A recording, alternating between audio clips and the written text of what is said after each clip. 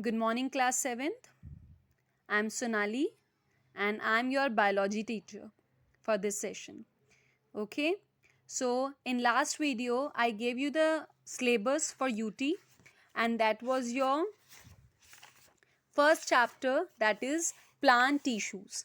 So we have done this plant tissues, the previous topics which I'll just give you a quick revision about. So tissues, we have done tissues are a group of cells that perform a specific function. So plants have certain tissues, okay, which are designed for their specific functions. Then plant tissues are of two types. They are of meristematic and permanent tissues. Meristematic and permanent tissues. Meristematic, which are actively dividing cells, and permanent, which are not dividing, but all the meristematic tissues which have become which have become specific and they are not dividing, now they have become permanent tissues. Then we studied about the types of meristematic tissues. They were apical, lateral and intercalary meristem. Apical helps in the length of plants tissues, then lateral meristem brings about the increase in diameter, and intercalary brings about the increase in length of the plant organs. Then we came to permanent tissues, which were of two types: simple permanent and complex permanent tissues. So simple permanent tissues are those which have only one type of cells and they are actively dividing in nature, but complex, they are of different type of cells and they are dead in nature because they are not dividing now. Then simple permanent tissues, they were found throughout the body, for example epidermis, collenchyma. But complex permanent tissues, they have only restricted presence, for example xylem and phloem, they are only found in vascular bundle of the plants. This all we have done in our previous video, which was just a quick revision of that video. So from today we will start about the types of simple permanent tissue. So the simple permanent tissue, they are of three types. They are parenchyma, collenchyma and sclerenchyma.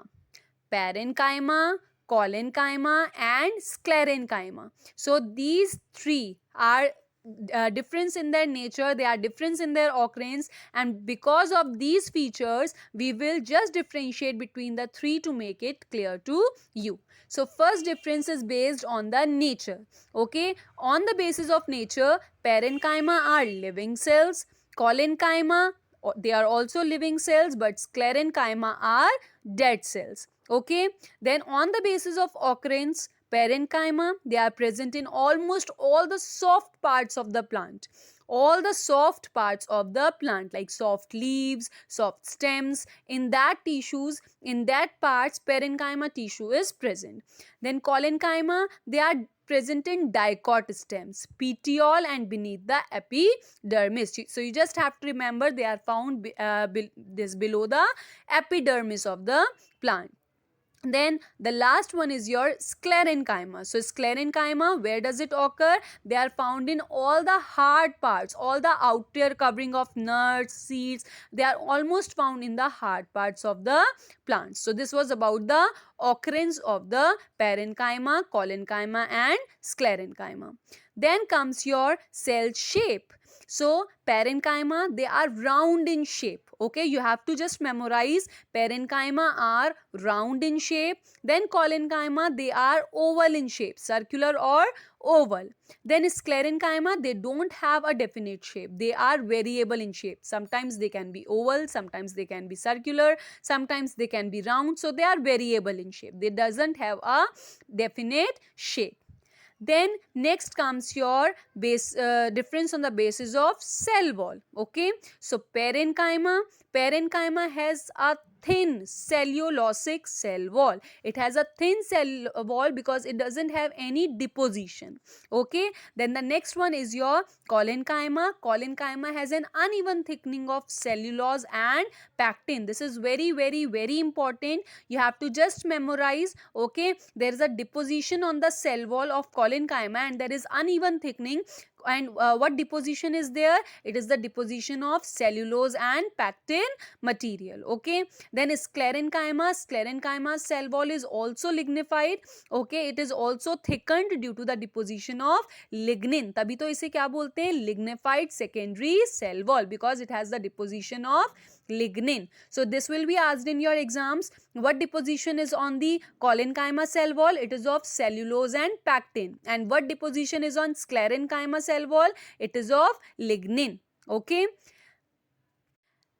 Now next difference is on the basis of nucleus. So in parenchyma, nucleus is present. Collenchyma, nucleus is present. But in sclerenchyma, nucleus is absent. Nucleus is not there in sclerenchyma because it is dead in nature.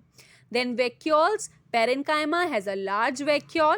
Okay, then collenchyma is also vacuolated, but it has a small vacuole as compared to parenchyma.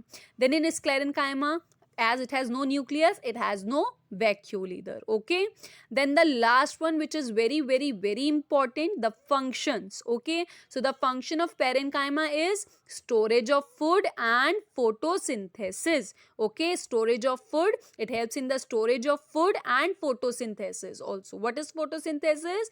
The plants make their own food in the presence of sunlight, chlorophyll, carbon dioxide and water. That is known as your photosynthesis. Okay, so parenchyma helps in the storage of food, in food storage, and photosynthesis in plants. Okay, you have to memorize these two functions of parenchyma. Then next one is your collenchyma. So collenchyma, what are its two functions? It provides mechanical strength to the plants and support to the growing parts of the plant. So the two functions of collenchyma are, it provides mechanical strength and support to the growing parts of the plant. Okay, then comes your sclerenchyma. So what are the two functions of sclerenchyma? It provides rigidity and toughness to different parts of the plant. First, it will make rigid, the plants will be rigid, and the next one is it will provide toughness to different parts of the plant. So this was all about the functions of parenchyma, collenchyma and sclerenchyma. And this table, this is very important for your exams, because it consists of the nature, occurrence, cell wall, cell shape, nucleus, vacuole, function, everything about parenchyma, collenchyma and sclerenchyma. So you just have to memorize this table in order to study the difference between parenchyma, collenchyma and sclerenchyma, which are your three types of simple permanent tissues. Okay. Okay, so next comes your complex permanent tissues. We have done that these permanent tissues are of two types, simple permanent and complex permanent. So we have done the types of simple permanent tissue. Now comes the turn of complex permanent tissue. So complex permanent tissue, why they are known as complex? Because they are just made up of more than one type of cells. Okay, they are performing together as a unit. So what is the main function of complex permanent tissue? In plants, there is a need of water and food materials to all the parts of the plant. The roots absorbs water, okay, and the leaves prepare food. So how does it go to other different parts of the plants? That is because of complex permanent tissues. Okay, they help in conduction of water and food in the plants. Okay, so because they are helping in the conduction of water and food, they are also known as conducting tissues or vascular tissues. Okay, conducting and vascular tissues. Then your types of complex permanent tissues. The complex permanent tissues are of two types, that is xylem and phloem. You have to memorize these two names. Okay, the two types of complex permanent tissues are xylem and phloem. Okay, so if anyone will ask you which one is the water conducting tissue of the plant, that is your xylem. The water conducting tissue is xylem. And which one is the food conducting tissue, food and minerals conducting tissue of the plant? That is your phloem. Okay, then these two, xylem and phloem, they are divided into four parts. Okay, so the components or the parts of xylem are tracheids, basal elements, xylem parenchyma and xylem fibers. Okay, that is tracheids, basal elements, xylem parenchyma and xylem fibers. And same, phloem is also divided into four parts. They are sieve tubes, companion cells, phloem parenchyma, and phloem fibers. Okay, the 4 parts of phloem are sieve tubes, companion cells, phloem parenchyma, and phloem fibers. Okay, now comes your difference between xylem and phloem. Okay, so what is the difference between xylem and phloem? We have done it all. Xylem is the water conducting tissue. It conducts water and dissolved minerals from roots to the aerial parts of the plants. Okay, roots से ऊपर aerial parts. Aerial parts कौन से होते हैं? The parts present in air like leaves, stem. Okay, तो वहां तक आपका water conduct करता है. Then phloem are your food conducting tissues. They transport the food prepared by the leaves to other parts of the plant. Okay, next one is your next difference is it consists of tracheids, vessels, xylem parenchyma, and xylem fibers. And phloem, it consists of sieve tubes, companion cells, phloem parenchyma, and phloem fibers. Last one is your in xylem, except xylem parenchyma, all the xylem components are dead. Okay, but in phloem, except phloem fiber, all the phloem components are living in nature. This is very important difference which you have to memorize. If anyone will ask you about xylem, so in xylem, only xylem parenchyma is living. All other components, tracheids, vessels, and xylem fibers, they all are dead. Okay, but if we are talking about phloem, only phloem fiber is dead in nature, but all the phloem components like sieve tubes, companion cells, phloem parenchyma, they all are living in nature. Understood the difference? That was all in your chapter of plant tissues.